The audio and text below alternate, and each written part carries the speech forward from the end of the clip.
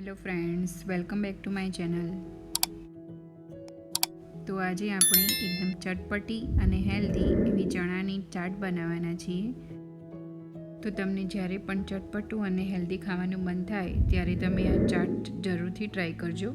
તો તેના માટે આપણે સૌ પ્રથમ મેં અહીંયા 4 થી 5 કલાક માટે ગરમ પાણીમાં ચણા પલાળીને રાખ્યા હતા. પછી મેં તેને 4 થી 5 વિસલ વગાડી અને કુકરમાં મીઠું નાખી આ રીતે એકદમ સોફ્ટ એવા થાય ત્યાં સુધી આપણે બાફી લેવાના છે. અહીંયા 2 કપ બાફેલા ચણા લઈશું આપણે. ચણા બાફતી વખતે આપણે અહીંયા મીઠું નાખેલું છે, તો આગળ પણ આપણે મીઠું કે ચાટ મસાલો એ રીતે જ એડજસ્ટ કરીને નાખવાનું છે.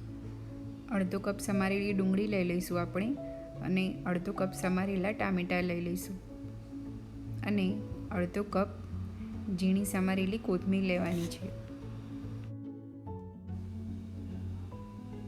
અડધી ચમચી આપણે સિંધવ મીઠું લઈ લઈશું અને અડધી ચમચી ચાટ મસાલો લેવાનો છે. અડધી ચમચી લાલ મરચું પાવડર અને અડધી ચમચી લીલા મરચાં સમારેલા લઈ લઈશું. તો આ બધી જ સામગ્રીને આપણે સારી રીતે મિક્સ કરી લેવાની છે.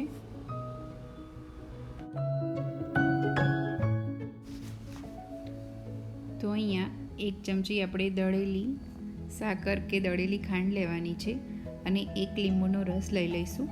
તો અહીંયા 1 લીંબુનો રસ આપણે તેમાં એડ કરી દઈશું અને આ રીતનું જે મસાલા સિંગનું 10 રૂપિયાવાળું માર્કેટમાં પેકેટ મળે છે તે મસાલા સિંગ આપણે અડધો કપ લેવાની છે અને અડધો કપ ઝીણી સેવ લઈ લેવાની છે અને આ બધું જ આપણે સારી રીતે મિક્સ કરી લેવાનું છે.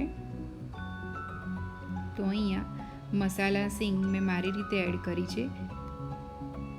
તમને કોઈ પણ બીજું નમકીન ભાવતું હોય તો તમે એડ કરી શકો છો, પણ અહીંયા મસાલા સિંગ નાખવાથી આપણી ચણાની ચાટ એકદમ ચટપટી લાગશે. તો તમે આ ચોક્કસ ટ્રાય કરજો, તેને સ્કીપ નહીં કરતા. તો અહીંયા આપણે આ ચણાને તેલમાં ફ્રાય કર્યા વગર બનાવશું તો પણ એકદમ ટેસ્ટી અને ચટપટી બનશે. તો જો તમારી પાસે ચણા બાફેલા પડ્યા હશે ઘરમાં તો ફક્ત 3 થી 4 મિનિટમાં જ આ ચાટ તમારી તૈયાર થઈ જશે અને કોઈ પણ તેલમાં ફ્રાય કર્યા વગર પણ એકદમ ટેસ્ટી હેલ્ધી તમે ચણાની ચાટ ફક્ત 3 થી 4 મિનિટમાં જ તૈયાર કરી અને સર્વ કરી શકો છો.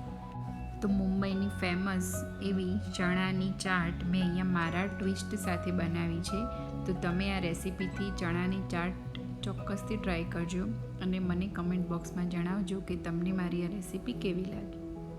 જો તમને મારી આ રેસીપી પસંદ આવી હોય તો મારા વિડીયોને લાઇક કરો, શેર કરો અને મારી ચેનલને સબસ્ક્રાઈબ કરો અને બાજુમાં આપેલ બેલ આઇકન પણ પ્રેસ કરી દેજો જેથી તમને મારા નવા વિડીયોની નોટિફિકેશન મળતી રહે. Thank you for watching.